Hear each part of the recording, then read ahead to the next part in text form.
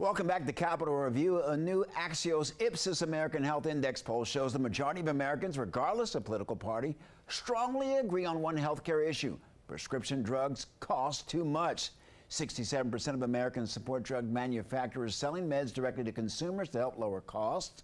That support also spans party lines, with 71% of Republicans, 64% of Democrats, 74% of independents in favor. And 54% of those polled said that they would likely support a candidate who supports discount drug programs. Joining us is Renzo Luzzatti, founder and CEO of USRX Care. Renzo, welcome to Capital Review. Thank you for having me. We're so glad to have you. My question to you: why are most Americans across party lines on the same page when it comes to prescription drug costs?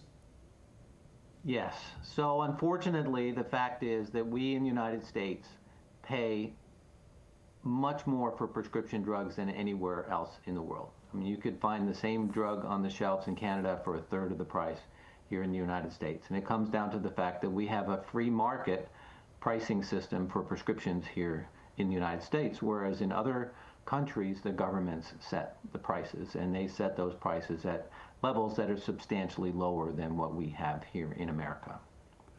Renzo, why are voters now paying more attention to prescription drug costs heading into the midterm elections?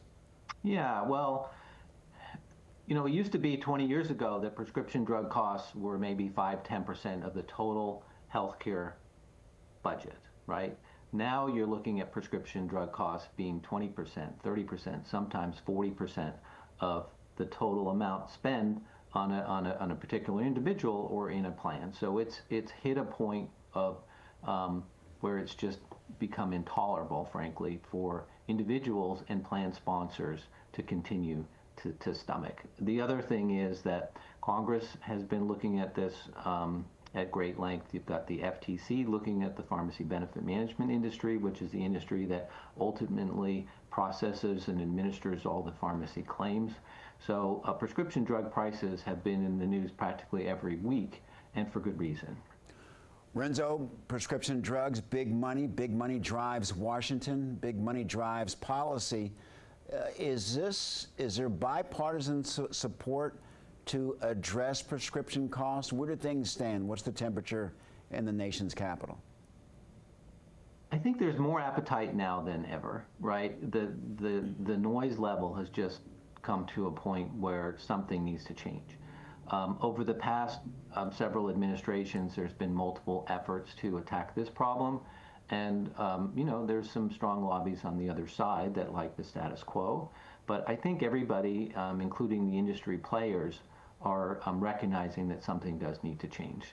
And so I'm encouraged that there are signs that things are moving in the right direction. And one of those that you see, and it's well publicized, things like Trump RX, right, where you're bypassing all of the infrastructure and all of the middlemen that add cost to prescriptions and going direct from the manufacturer to the consumer. That's a trend that I think is just going to increase.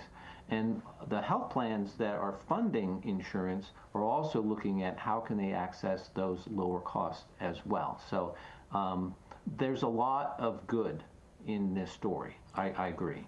Renzo Luzzatti, thank you so very much for joining us. Thank you so much. Great topic.